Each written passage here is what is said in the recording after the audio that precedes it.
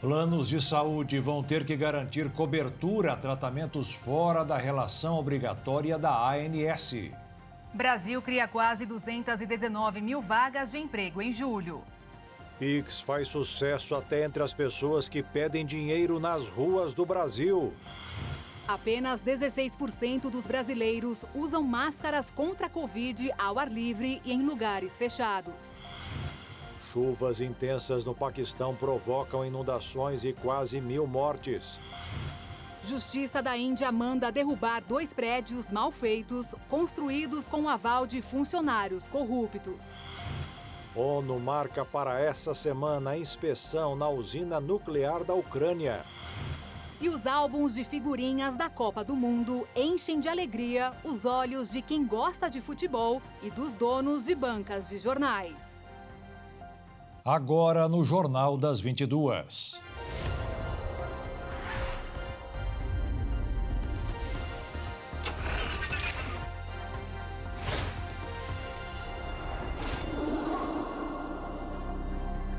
Olá, boa noite. Boa noite. O Senado aprovou hoje a obrigação de os planos de saúde cobrirem os tratamentos fora da relação obrigatória da Agência Nacional de Saúde. Agora, só falta a assinatura do presidente Jair Bolsonaro. Quem vai explicar como ficará a situação dos clientes dos planos ao vivo de Brasília é a repórter Jaqueline Fonseca. Boa noite, Jaque.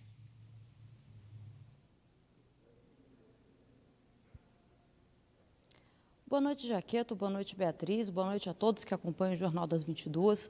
O texto aprovado aqui no Senado hoje prevê que os planos de saúde deverão cobrir tratamentos e procedimentos indicados pelos médicos, ainda que eles não constem na lista da Agência Nacional de Saúde Suplementar. Estes tratamentos precisam, no entanto, ter eficácia comprovada cientificamente e também ser recomendado pela Conitec. Em junho, o Superior Tribunal de Justiça, STJ, decidiu que os planos de saúde só são obrigados a cobrir tratamentos que estejam na lista da ANS. Depois disso, os parlamentares se mobilizaram e aprovaram este projeto que, na prática, acaba com o rol taxativo.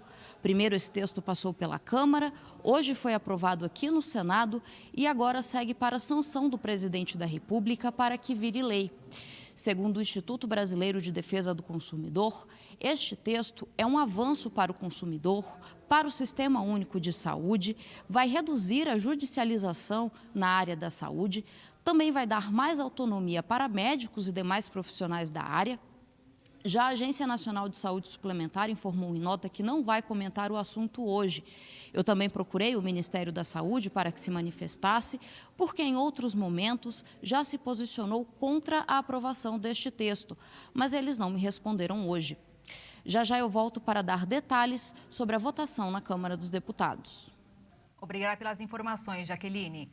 Diminuiu bastante o número de pessoas usando máscaras nas ruas ou em locais fechados do Brasil. Foi o que revelou uma pesquisa da Confederação Nacional da Indústria com mais de 2.000 pessoas acima de 16 anos em todos os estados brasileiros e no Distrito Federal.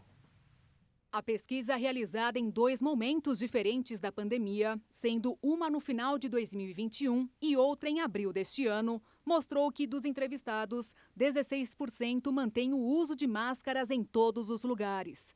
Mas em novembro do ano passado, o percentual era de 55%. Sobre quem não usa mais o acessório atualmente, são 32%. E no ano passado, 4% das pessoas afirmaram ter abandonado totalmente o hábito. Segundo o estudo, o ambiente no qual a maior parte das pessoas continua utilizando a proteção é o transporte público, com índice de 55%. E depois, no supermercado, com 49%. Somente 31% dos entrevistados continuam utilizando a proteção no ambiente de trabalho. Com isso, a pesquisa indicou ainda que os brasileiros foram abandonando o uso da máscara a partir da percepção da redução da gravidade da pandemia.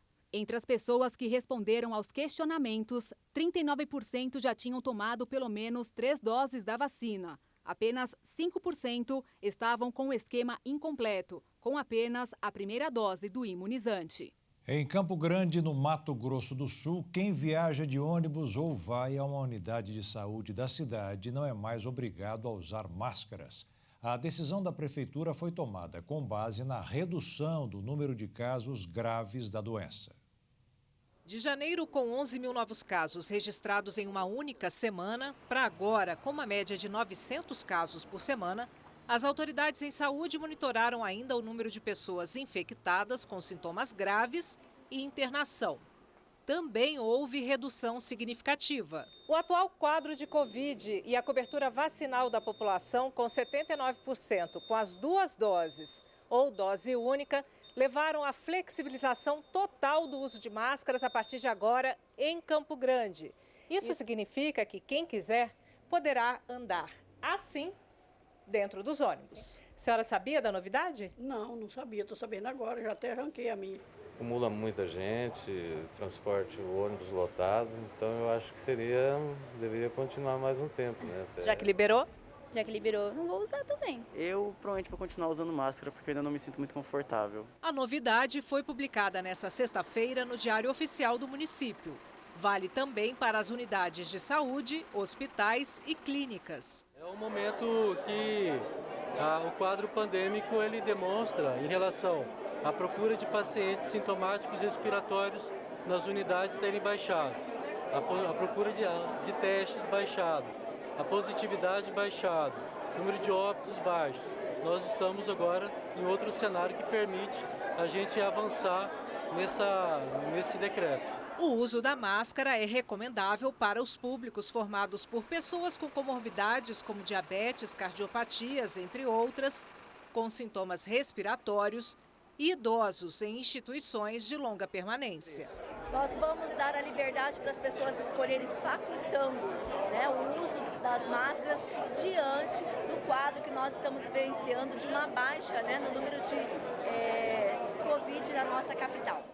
A Fiocruz registrou em imagens a estrutura detalhada da varíola dos macacos, através do isolamento do vírus em uma amostra de um paciente infectado.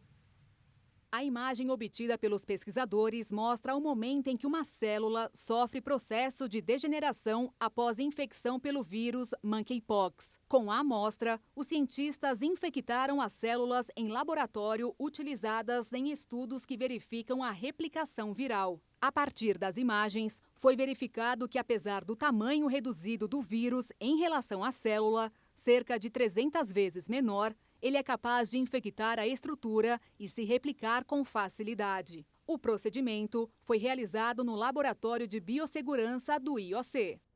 O estado do Rio de Janeiro confirmou a primeira morte por varíola dos macacos nesta segunda-feira. De acordo com a Secretaria Estadual de Saúde, a morte foi de um homem de 33 anos na cidade de Campos dos Goitacazes, no norte fluminense. Ele estava internado no Hospital Ferreira Machado, tinha baixa imunidade, além de comorbidades que agravaram o quadro. Por complicações, precisou ser transferido para a UTI no dia 19 de agosto e não resistiu.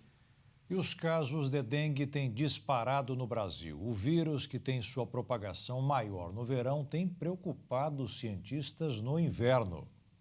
Embora o período conhecido como de maior transmissão de dengue seja entre novembro e maio, as mudanças climáticas têm ampliado os riscos de proliferação do mosquito transmissor. O último boletim epidemiológico do Ministério da Saúde, entre os dias 2 de janeiro e 18 de junho de 2022, foram registrados mais de 1.100.000 casos de dengue no Brasil. O número é o dobro de notificações registradas ao longo de todo o ano passado, que foi cerca de 500.000 casos.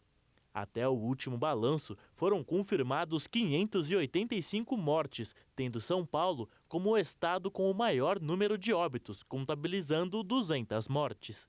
Os cientistas explicam que, embora o Aedes aegypti não sobreviva por muito tempo em baixas temperaturas, os ovos e as larvas depositados em água permanecem vivos, podendo se desenvolver e dar origem a novos mosquitos com a chegada das semanas quentes em qualquer época do ano. O Ministério da Saúde tem feito alertas para conscientizar a população, principalmente no sentido de que, independente da estação do ano, as medidas de combate à dengue devem ser mantidas de forma contínua.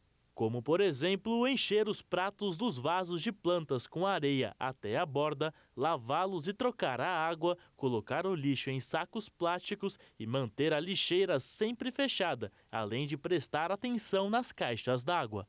A dengue é transmitida pela fêmea do mosquito Aedes aegypti e os sintomas são febre alta acima de 39 graus, dor no corpo e articulações, dor atrás dos olhos, mal-estar, falta de apetite, dor de cabeça e manchas vermelhas no corpo.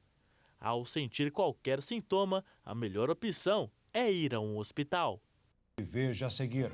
Brasil cria quase 219 mil vagas de emprego em julho. E veja também, Pix faz sucesso até entre as pessoas que pedem dinheiro nas ruas do Brasil.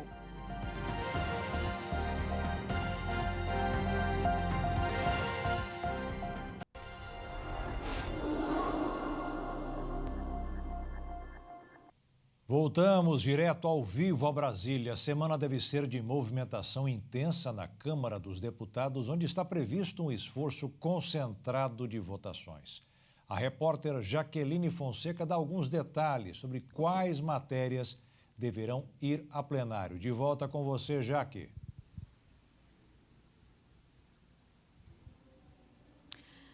Nesta segunda-feira, os deputados aprovaram requerimentos de pedidos de urgência em uma votação simbólica durante a sessão virtual na Câmara dos Deputados. A previsão é que, a partir de amanhã, os parlamentares votem as medidas provisórias que perdem a validade no começo de outubro. São 6 medidas provisórias e outros projetos de lei, além de pedidos de urgências, totalizando 37 itens na pauta. Entre as medidas provisórias, eu destaco a que cria o programa Emprega Mais Mulheres e Jovens, que incentiva a contratação deste público. Tem também a medida provisória que altera o cálculo do frete rodoviário de cargas. Essa proposta permite que a Agência Nacional de Transporte Terrestre, a ANTT, atualize os valores mínimos do frete sempre que o preço do óleo diesel variar em 5%. Com a proximidade das eleições, os parlamentares têm pressa em aprovar essas propostas e fazem um esforço concentrado até quinta-feira para limpar os itens da pauta. Jaqueto, Beatriz. Jaqueline, obrigada pelas suas informações e até amanhã. O brasileiro está pegando cada vez mais dinheiro emprestado. Em 12 meses contados a partir de junho do ano passado, a porcentagem aumentou quase 18%. Segundo o Banco Central, significa um volume de 4 trilhões e 950 bilhões de reais em dívidas para pagar. E o Pix está revolucionando o Brasil. A forma de pagamento eletrônico foi lançada há pouco tempo, mas já é usada por milhões de pessoas para pagar as despesas mais variadas durante todos os dias. Quando o Banco Central anunciou em 2020 que estava lançando um sistema gratuito de pagamentos eletrônicos chamado Pix, muitas pessoas não tinham ideia do que se tratava. Hoje, as transferências instantâneas são onipresentes e usadas milhões de vezes por dia para pagar contas, comprar mantimentos e até fazer doações. Atualmente, vários pedintes dizem receber mais em Pix do que em dinheiro. Na hora que você aperta a câmera do celular para cá, já aparece todos os meus dados, né? Aparece todos os meus dados, meu nome, nome da conta, tudo.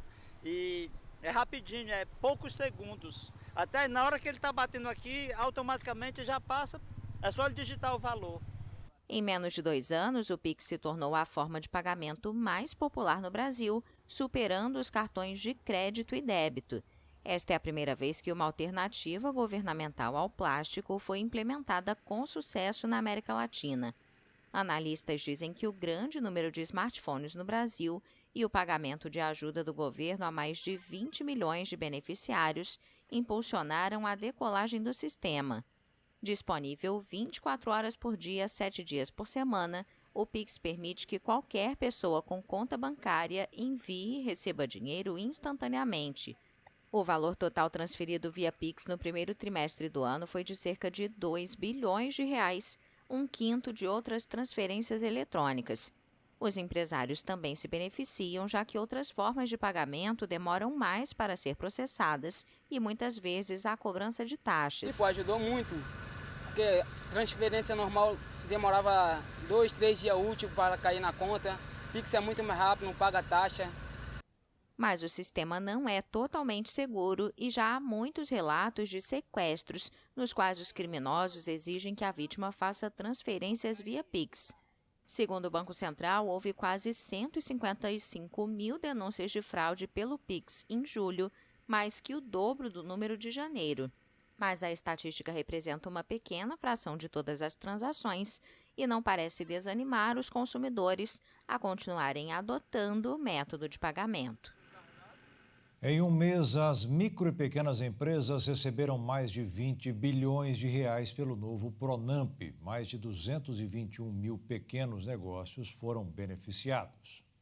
Um mês após o Pronamp ter se tornado uma linha de crédito permanente às micro e pequenas empresas, em 25 de julho, os bancos que oferecem empréstimo por esse programa liberaram cerca de 20 bilhões e 300 milhões de reais em operações para mais de 221 mil pequenos empresários de todo o país.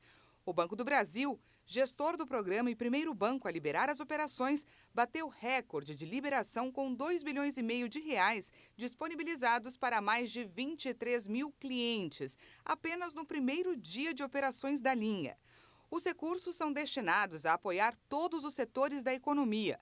Nesta fase, 54% das empresas atendidas são do comércio, 31% do serviço e 15% para pequenas indústrias. Desde março de 2020, foram mais de 754 mil empresas apoiadas com crédito, com um valor total de mais de 200 bilhões de reais. Nos anos de 2020 e 2021, o Pronamp liberou um total de 15 bilhões de reais, atendendo mais de 186 mil empresas. O mercado financeiro começou a semana atento ao cenário eleitoral do país e à queda do petróleo no exterior, o que provocou o dólar a uma queda de 0,88%, sendo vendido a R$ 5,03. E a Bolsa de Valores ficou praticamente estável, com uma alta de 0,02%, com 112.323 pontos. O Brasil abriu quase 219 mil vagas de empregos formais em julho. No ano, a abertura de vagas de trabalho com carteira assinada passa de 1,5 milhão. A economia brasileira criou 218.900 postos de trabalho com carteira assinada em julho deste ano. O Cadastro Geral de Empregados e Desempregados do Ministério do Trabalho e da Previdência Social revelou que, ao todo, foram registrados no período 1.890.000 contratações e 1.670.000 demissões. No mês anterior, o país havia registrado a abertura de 277.944 vagas formais de trabalho. No acumulado de 2022 até julho, o saldo de vagas formais chega a 1.560.000. Já nos últimos 12 meses, o saldo positivo é de 2.549.000 vagas geradas. Todos os setores pesquisados registraram saldos positivos em julho, com destaque para serviços, com saldo positivo de 81.873 postos de trabalho formais, seguido da indústria e do comércio. No ano, o destaque foi para o setor da construção civil, com um crescimento de 9,38% no estoque de empregos formais. Por essa comparação, o setor de serviços gerou 874.000 vagas, seguido pela indústria. E todas as 27 unidades da federação tiveram taxas positivas de geração de vagas formais, com destaque para São Paulo, e em seguida aparecem Minas Gerais e Paraná. O sindicato que representa o setor de telemarketing em São Paulo iniciou uma ação que estimula as empresas a fiscalizarem suas regras de funcionamento. O órgão quer que a maioria das empresas seja certificada por boas práticas. Para isso, será necessário adotar e fiscalizar o Código de Ética definido pelo Programa Brasileiro de Autorregulamentação do Setor de Relacionamento. A iniciativa acontece em um momento onde 180 empresas do setor estão suspensas pelo Ministério da Justiça por irregularidades e por realizarem telemarketing abusivo, ligando e oferecendo produtos demasiadamente para as pessoas. Elas estão proibidas de fazer ligações para oferecer produtos e serviços a clientes que não tenham consentido o contato. Em nota, o sindicato disse que a ideia é melhorar a comunicação entre as empresas e o consumidor final e ressaltou ainda que a suspensão fragiliza os sistemas de atendimento aos consumidores, colocando empregos em risco. No total, o setor de relacionamentos emprega cerca de 1,5 milhão de pessoas no Brasil. Mais de 400 mil delas só em São Paulo. O diesel registrou a terceira semana seguida com queda no preço. Segundo a Agência Nacional de Petróleo, a média do litro do combustível passou a custar R$ 6,93. A ANP informou que na semana anterior o litro do diesel registrou o preço de R$ 7,05. A queda foi de 1,7%. Em junho deste ano, o combustível chegou a custar R$ 7,57. O valor repassado pela companhia para as distribuidoras foi de R$ 5,61 para R$ 5,41 por litro. Essa foi a única redução do preço do combustível neste ano. O último reajuste, que deixou o diesel mais barato, foi em maio de 2021. As quedas vieram depois do reajuste da Petrobras no início de agosto. Pelo Índice Nacional de Preços ao Consumidor Amplo, o óleo diesel já registra 39,5% de alta em 2022. No acumulado de 12 meses, a alta é de 61,9%.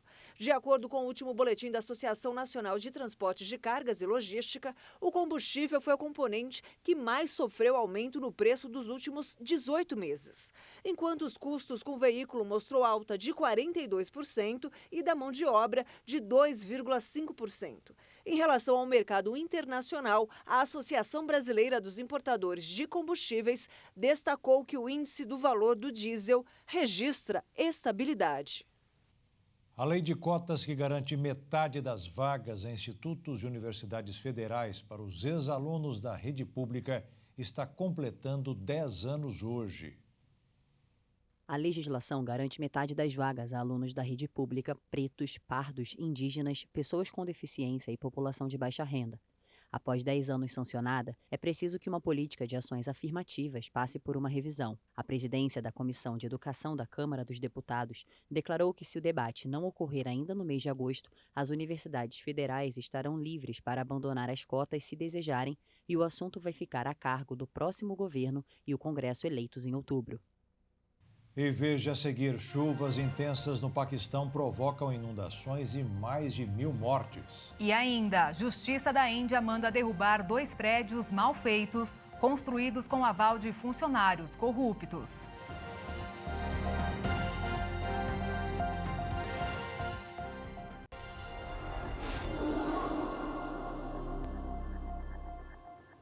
O Tribunal Superior Eleitoral começou a assinar e lacrar hoje os programas que serão utilizados nas urnas eletrônicas. O evento público garante a confiabilidade do processo ao eleitor.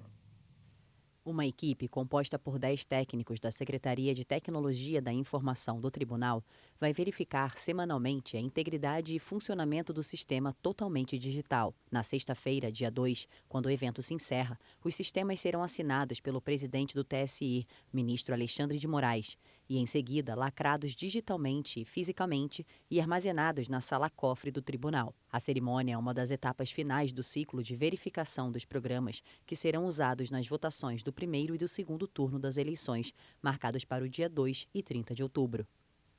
O ministro do Supremo Tribunal Federal, Alexandre de Moraes, divulgou hoje o motivo pelo qual autorizou a operação da Polícia Federal contra 8 empresários na semana passada. O ministro disse que mensagens divulgadas em uma rede social pregavam um golpe de Estado para o caso de o presidente Jair Bolsonaro não conseguir ser reeleito. A operação foi deflagrada em 5 estados: São Paulo, Rio de Janeiro, Rio Grande do Sul, Santa Catarina e Ceará. O projeto Árvore, de prevenção e enfrentamento a todas as formas de preconceito contra os povos indígenas e comunidades tradicionais quilombolas, realizou atividade em Dourados, Mato Grosso do Sul. O projeto Aurê, realizado pelo Ministério Público do Trabalho, a OIT, Organização Internacional do Trabalho, e a Unicef, Fundo das Nações Unidas para a Infância, foi apresentado na aldeia Jaguapiru, em Dourados, na Escola Estadual Indígena Intercultural Guateca Marçal de Souza. Debatendo temas sobre racismo, intolerância e preconceito, o projeto visa fomentar políticas públicas que valorizem os povos indígenas em todas as aldeias de Mato Grosso do Sul. Aurê é uma saudação em Yorubá, que é uma língua africana, e a ideia é trazer o combate ao racismo, mas através da prevenção. Como é que a gente previne o racismo? Praticando principalmente a educação consciente. Nesse caso aqui, que chega agora em Dourados, a gente está colocando o jovem indígena para entender a importância que tem o audiovisual, tanto na apropriação de sua cultura, na defesa de sua cultura, como também de seus territórios. De acordo com Mariana, esse é um passo importante para a valorização da cultura indígena, porém, ainda longe do ideal. É um pontapé inicial que vem do Ministério Público do Trabalho, que vem de organizações internacionais, mas eu acho que nós ainda estamos um pouco longe de conseguir realmente atingir a necessidade que tem as comunidades de matriz africana, as comunidades indígenas, dos povos originários e também os quilombolas. Mas eu acho que toda experiência positiva é válida para a gente somar até que nós consigamos conquistar uma sociedade livre do racismo mesmo. A aula presencial foi ministrada por Michele Kaiowá e Kiki Kaiowá, formados em direção, imagem e som de cinema na Escola Darcy Ribeiro, no Rio de Janeiro. Eles falaram sobre como a formação em comunicação mudou suas vidas e a forma de atuação em defesa dos povos indígenas e suas culturas. Que a cultura, que é muito importante também, porque muitos indígenas, quando ancestrais, o nosso indígena que a gente não aprendeu nada. Então, agora que existe todos os modelos de tecnologia, que a gente aprendeu e deixasse de lembrança. Talvez um dia a nossa neta vê de novo o vídeo, porque através do vídeo, através do filme, que ele aprendeu como é que nós não perdemos toda a nossa cultura, Todos através do vídeo, das mídias, O projeto Aurê acontece em todo o território nacional, debatendo e incentivando a valorização das culturas indígenas do Brasil. Ele abrange todo o Brasil, a cada mês ele tem focado em algum estado. No mês passado nós estivemos em São Paulo, agora nós estamos aqui no Mato Grosso do Sul, provavelmente nos próximos meses estaremos no Pernambuco. E a ideia é a gente mostrar para o Brasil a sua diversidade e principalmente empoderar as comunidades para que elas defendam a sua própria cultura. Após meses de tentativa, a ONU fará nesta semana uma inspeção na usina nuclear de Zaporizhia, na Ucrânia. A maior central da Europa está tomada pelos russos desde o início do conflito e há risco de uma catástrofe. O diretor da Agência Internacional de Energia Atômica, Rafael Grossi, anunciou nas redes sociais o momento em que a equipe da ONU deixou a Suíça rumo à Ucrânia. Ele mesmo vai liderar a vistoria da usina de Zaporizhia. Tanto russos quanto ucranianos deram boas-vindas à missão e garantiram que vão cooperar com os inspetores. Detalhes sobre trajetos e horários são mantidos em sigilo. A usina foi ocupada pelas tropas de Moscou em março, mas ainda é operada por ucranianos. Os dois lados se acusam pelos ataques recentes que elevaram o risco de um desastre nuclear.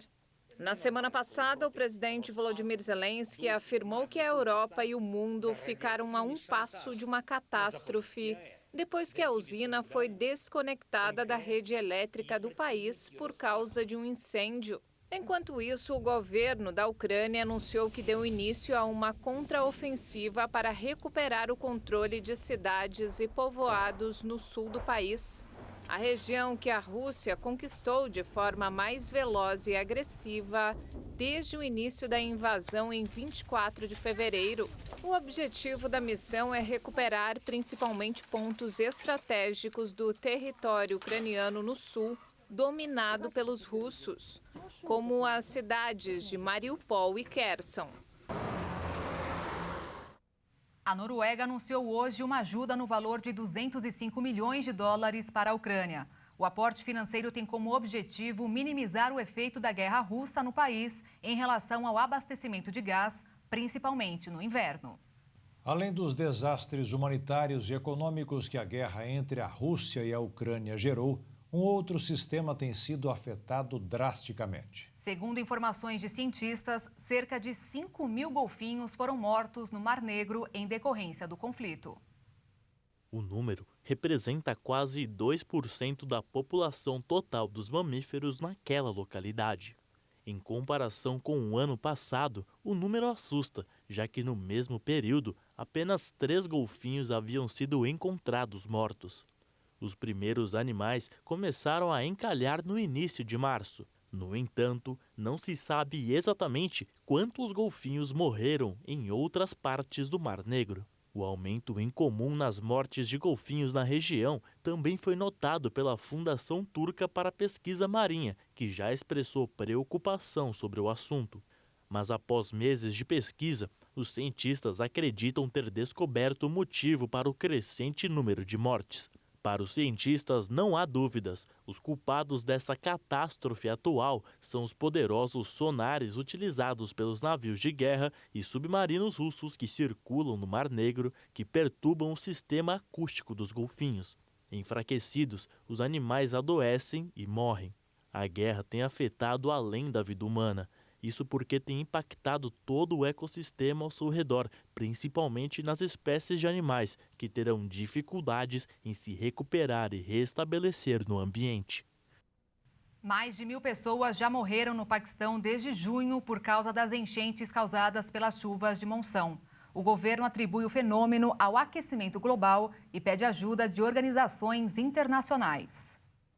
A pior situação é no sul do país, onde o nível do rio não para de subir. O primeiro-ministro Shehbaz Sharif afirmou que nunca viu algo parecido. Alguns vilarejos foram aniquilados e milhões de casas destruídas. Enquanto isso, a ajuda internacional começa a chegar ao país para enfrentar as inundações provocadas pelas chuvas de monção. A temporada de monção, que vai de junho a setembro, é essencial para irrigar as plantações e para reabastecer os recursos hídricos do subcontinente indiano, mas também inclui uma grande parcela de destruição e tragédias. O governo paquistanês atribuiu os fenômenos à mudança climática e afirma que o país sofre as consequências das práticas irresponsáveis de outras regiões do mundo em relação ao meio ambiente. O Paquistão é a 8ª nação mais ameaçada pelas ocorrências meteorológicas extremas, segundo a ONG Germanwatch.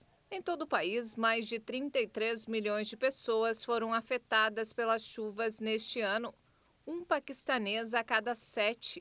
Além disso, as casas destruídas ou muito danificadas somam 1 milhão. O governo indiano demoliu 2 prédios da capital Nova Delhi que ainda não estavam finalizados, depois que a Suprema Corte do país descobriu que a empreiteira violou vários regulamentos de construção e normas de segurança contra incêndio. Cerca de 3.700 quilos de explosivos foram usados para derrubar as torres gêmeas Supertech, localizadas em Noida, nos arredores de Nova Delhi. A demolição durou cerca de 10 segundos. Após a explosão, grandes nuvens de fumaça se espalharam pelo céu. Dezenas de policiais e equipes de emergência foram mobilizados para a operação nas torres de 103 metros de altura. As torres gêmeas contavam com 850 apartamentos. A demolição fez parte de uma ordem emitida pela Suprema Corte indiana no ano passado, após a constatação de irregularidades que poderiam colocar os moradores em risco. Os magistrados consideraram que os construtores violaram uma série de regras de construção. A Índia tem registrado o crescimento mais rápido do mundo e um boom no setor de construção. Na tentativa de baratear e reduzir os custos da construção, as imobiliárias têm usado materiais de qualidade inferior. Um outro fator que preocupa a Suprema Corte indiana é a acusação contra funcionários públicos de suborno para ignorar as irregularidades e liberar a construção de edifícios nesses padrões. Apesar da construção ilegal desenfreada nas cidades da Índia, as demolições de grandes edifícios são raras. A explosão das torres gêmeas Supertech deixou mais de 80 mil toneladas de entulho e a maior parte será usada no local, enquanto o restante será reciclado. Após um ano de obras, o histórico bonde elétrico de Hong Kong foi reaberto. A viagem até o alto da montanha oferece uma vista panorâmica da ilha, mas os turistas ainda estão ausentes devido às medidas anti-Covid. O famoso funicular faz o transporte até o topo do Victoria Peak, o ponto mais alto da ilha. Apesar da volta do trenzinho, os turistas ainda seguem ausentes devido às medidas contra a pandemia. COVID has affected all industries in Hong Kong, particularly tourism. A Covid afetou todas as indústrias em Hong Kong, principalmente a indústria do turismo. Para o projeto de melhoramento em si, o maior obstáculo foi o material usado na restauração. Tivemos problemas para adquirir peças para a produção do bonde, o sistema, incluindo a logística de renovação material. E isso causou um grande atraso no programa.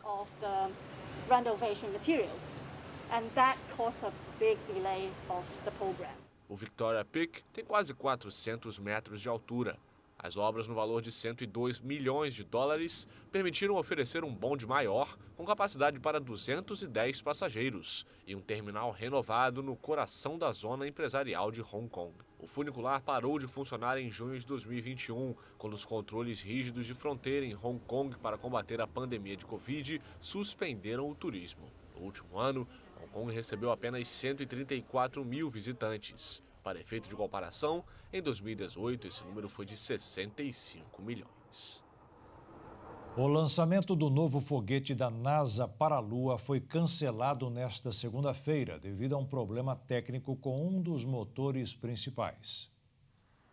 A informação foi divulgada pela NASA, a Agência Espacial dos Estados Unidos, que acrescentou que a solução vai levar pelo menos alguns dias. A próxima data possível de lançamento da missão não tripulada, que vai marcar o início do programa espacial Artemis, é na próxima sexta-feira, 2 de setembro. O programa é o plano liderado pela NASA para voltar a enviar seres humanos para a Lua como um trampolim para uma eventual viagem a Marte. O nome Artemis foi escolhido para ecoar Apollo, como foi chamado o programa espacial tripulado desenvolvido pelos Estados Unidos na década de 1960.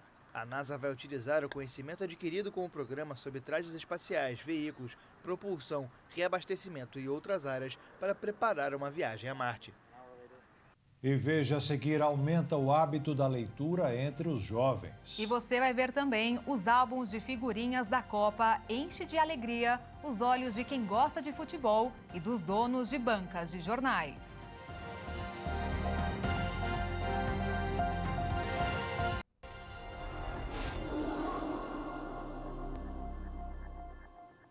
Em Dourados, cidade do Mato Grosso do Sul, a cidade sediou o encontro empresarial Portugal Dourados e o primeiro Fórum Luso-Brasileiro de Medicina de Emergência. Dourados sediou o encontro empresarial Portugal Dourados e o primeiro Fórum Luso-Brasileiro de Medicina de Emergência. Uma iniciativa da SED, Associação Comercial e Empresarial de Dourados, da Câmara Portuguesa de Comércio de São Paulo, do Consulado Geral de Portugal em São Paulo e da Abramed Regional Mato Grosso do Sul. O evento faz a ligação entre Dourados e Portugal, que é a porta de entrada para toda a comunidade europeia. A intenção é divulgar as potencialidades de Dourados e as oportunidades em Portugal. Aqui a gente está apresentando as potencialidades de Dourados, mas também as oportunidades de Portugal. Então esse intercâmbio no contexto do bicentenário do país é muito bacana. A gente está mostrando que Dourados não é só um polo de agro, mas também um polo de educação, de saúde e de qualidade. Então hoje aqui nós temos professores, temos empresários, acadêmicos, enfim, nós temos hoje uma população que acredita, que pensa e que investe. Os portugueses estão entendendo que aqui terá grandes oportunidades e que Dourados se consolidará como coração da América do Sul. Então eles não querem ficar de fora desse tipo de investimento. Além disso, o evento foi realizado no contexto das festividades do Bicentenário Brasileiro de Independência e reforça a valorização da cultura brasileira e do nosso potencial. Eu acho que o Bicentenário é um grande laço entre os nossos países e a gente está muito feliz de estar recebendo grandes autoridades portuguesas que vão reforçar esse lado cultural. Fórum Luso-Brasileiro de Medicina de Emergência foi uma troca de experiência entre os dois países para atuar com mais efetividade, visando a necessidade de uma melhor rede de atendimento no país. Por isso, a necessidade de pensar em diversas áreas de dificuldades da saúde no Brasil. O objetivo que nós temos nesse Fórum de Saúde é fazer essas parcerias em relação à emergência, que a emergência hoje é um dos principais calos no sapato de todas as instituições hospitalares, não só em Dourados, no Brasil e por vários locais no mundo. O principal local dentro de uma instituição é o que é tratado com maior descaso. O principal médico que teria que estar dentro de uma instituição hospitalar é o médico mais inexperiente. Então, isso tanto nas instituições privadas quanto nas instituições públicas. Já estamos com vários cursos programados aqui, cursos de pós-graduação, para que tudo isso levar os nossos profissionais, qualificar os nossos profissionais e levar a nossa cidade, né, e mostrar para o mundo de uma forma geral, porque hoje eu posso falar mundo. As coisas não estão mais, a partir de hoje, não estão mais restritas somente ao Brasil. Nós estamos levando Dourados para o mundo. A partir desta quinta-feira, os remetentes de encomendas nacionais transportadas pelos Correios deverão informar no pacote o CPF ou o CNPJ. Se não for brasileiro e não tiver esses documentos, vale o número do passaporte. A medida atende aos protocolos estabelecidos pelo Conselho Nacional de Política Fazendária, CONFAS, ao exigir que junto às encomendas nacionais seja anexada a nota fiscal do produto ou declaração do conteúdo do pacote. Encomendas endereçadas aos terminais de autoatendimento ou enviadas por meio do serviço gratuito Clique e Retire também deverão atender à determinação. Segundo os Correios, os dados pessoais do remetente não serão expostos nas etiquetas, sendo inseridos somente nos sistemas de atendimento, em conformidade com a Lei Geral de Proteção de Dados, como já acontece nos casos de remessas internacionais. Pacotes sem as informações serão recusados pelos atendentes. O avanço das tecnologias e a utilização cada vez mais desenfreada das redes sociais poderiam afetar os jovens. Contudo, um hábito antigo permanece em alta entre eles: a leitura.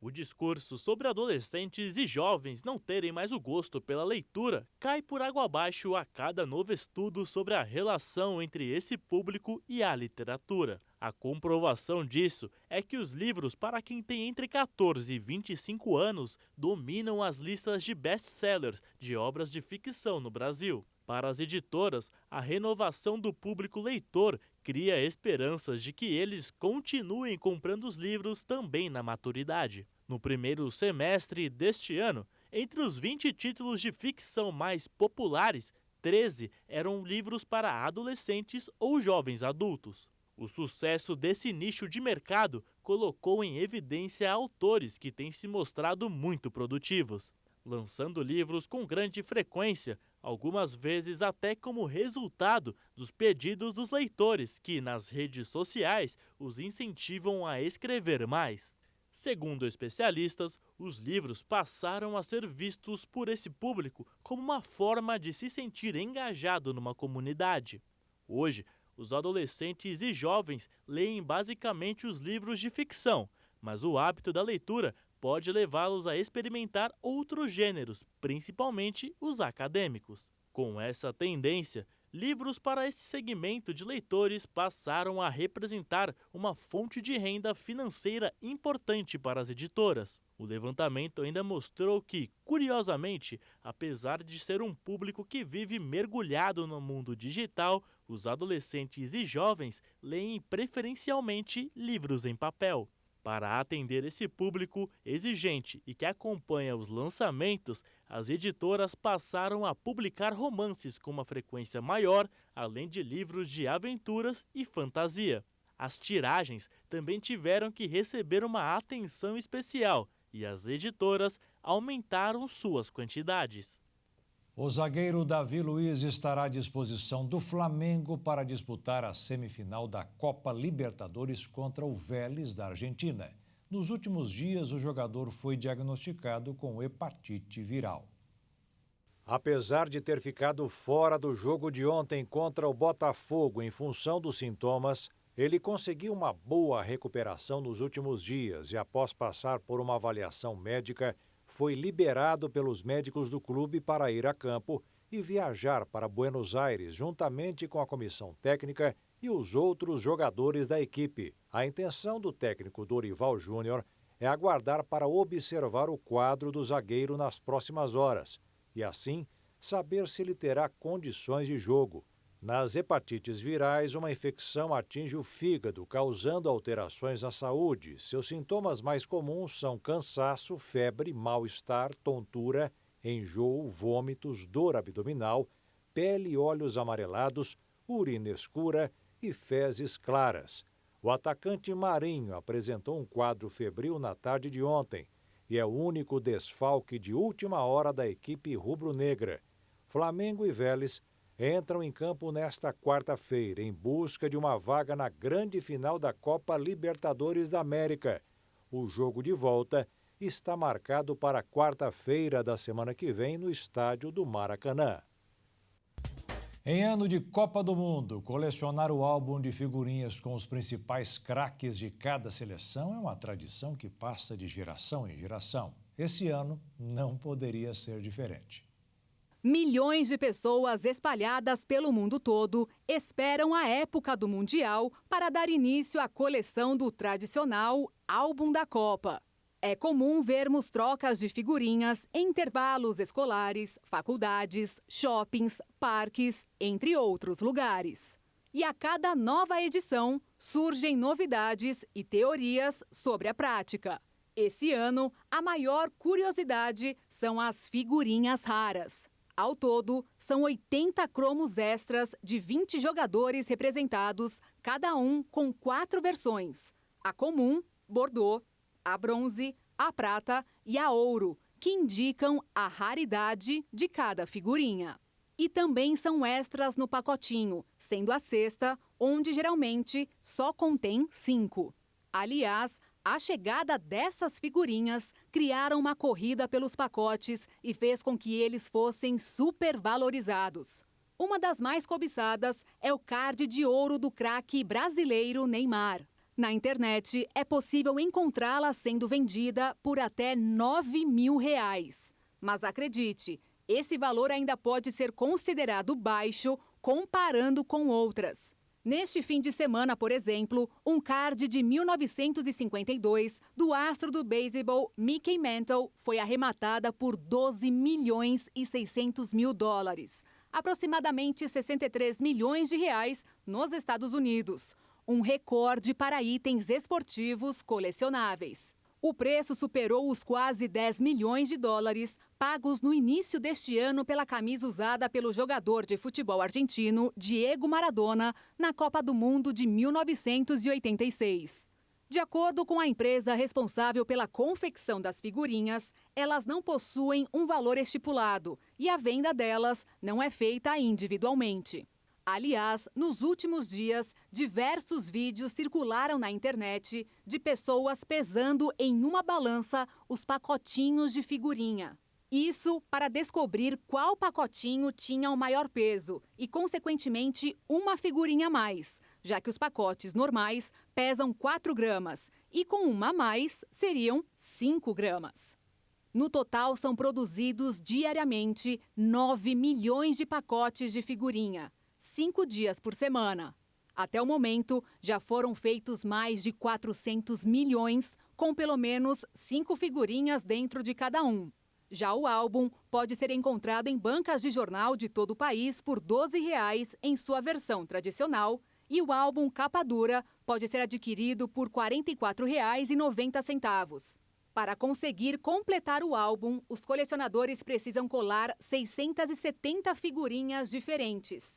De acordo com o Instituto de Matemática Pura e Aplicada, é preciso desembolsar R$ 576 no mínimo para conseguir todas as figurinhas, já que cada pacote custa R$ 4,00. Isso contando que dentro dos pacotinhos não venham figurinhas repetidas, o que praticamente é impossível. Daí a questão da troca das figurinhas. E o Jornal das 22 termina aqui. Obrigada pela sua companhia, um ótimo fim de noite, início de semana para você e até amanhã. Boa noite, fique na paz.